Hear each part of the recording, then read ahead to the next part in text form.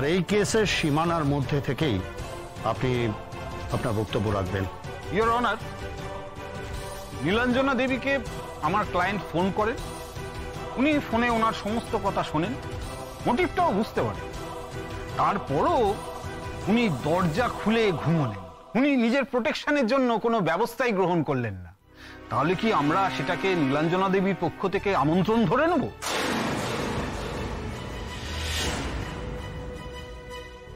না, মানে আমি বলতে চাইছি যে মানে যদি কোনো ঘটনা ঘটেও থাকে, এরকম কোনো ঘটনা ঘটেও থাকে, তাহলে সেটা পারস্পরিক সম্মতিতে হয়েছে, এটা তো ধরে নিতেই পারি নাকি? অবজেকশন ইওর অনার, ভিকটিমের দরজা খুলে শোয়াই অভ্যেস। সে রোজ দরজা খুলে শোয় যাতে তার দিদি প্রয়োজনে সে ঘরে আসতে পারে। উনি আদালতের সময় নষ্ট করছেন বারবার একই কথা তুলে। আরে বাবা, সে প্রস্তাব তো উনি রোজ রোজ পান না। যে রাত্রে পেলেন সেই রাত্রে তো দরজাটা বন্ধ করে রাখা উচিত ছিল, তা না করে উনি দরজা খোলা রেখে শুতে গেলেন।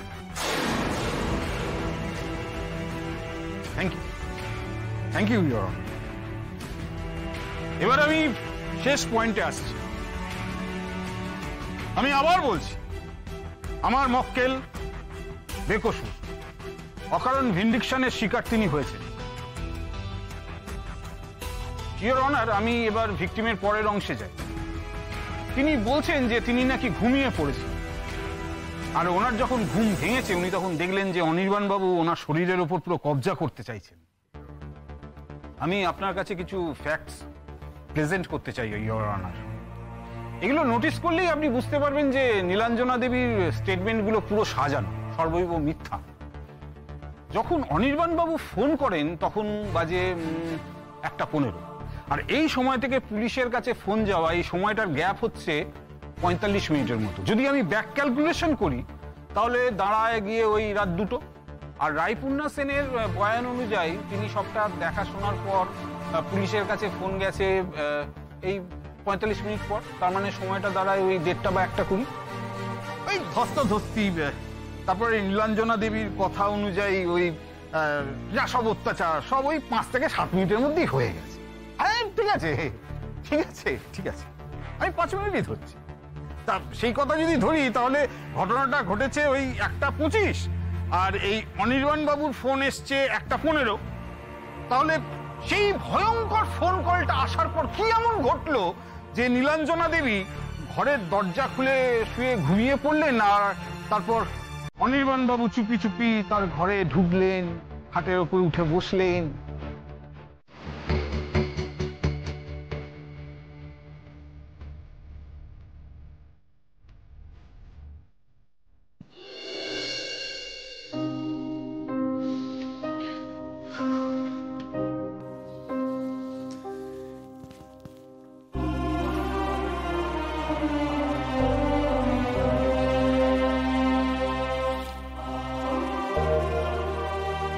কেন এসেছো তুমি এখানে? আসাটা জরুরি ছিল তাই।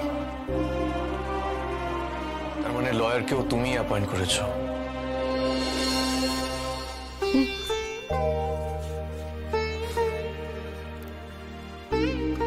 I'm sorry.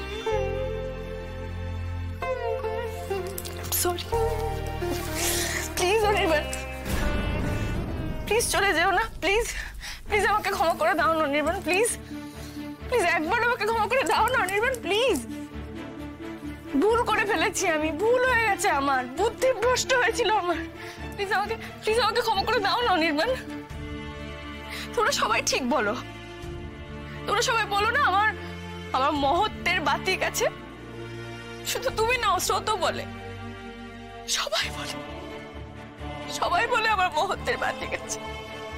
আমি নিজে হেরে অন্যকে জিতিয়ে সব সময় মহান হতে চাই। ঠিক বলে সবাই, জানো তো আমি নীলুর কাছে মহান হতে গেছিলাম। আমি ওকে বিচার পাইয়ে দেওয়ার জন্য এমন একজন মানুষকে কাঠগড়ায় দাঁড় করিয়েছি যার কোনো দোষই নেই, কোনো অপরাধ নেই। প্লিজ আমাকে ক্ষমা করে দাও না অনির্বাণ, প্লিজ।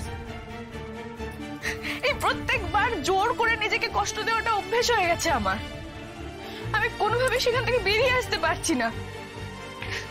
আর আমার হয়তো মনে হয়েছিল নীলুর কথাগুলো ঠিক, বিশ্বাস করতে চেয়েছিলাম হয়তো আমি, সেই জন্য এমন কয়েকটা প্রমাণ খুঁজে বের করলাম যেগুলো কোনো অস্তিত্বই নেই। আজকে এখন এই কথাগুলো বলার কোনো মানে নেই। হ্যাঁ, তুমি তোমার মতামত পাল্টাতেই পারো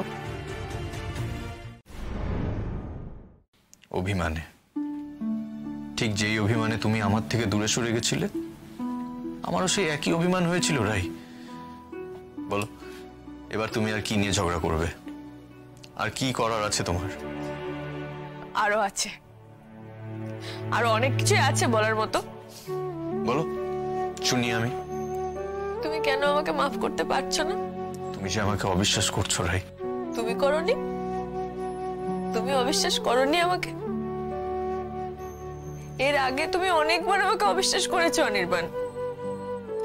আমি তোমাকে ক্ষমা করে দিইনি? দিয়েছি তো, প্রত্যেকবার আমি তোমাকে ক্ষমা করে দিয়েছি।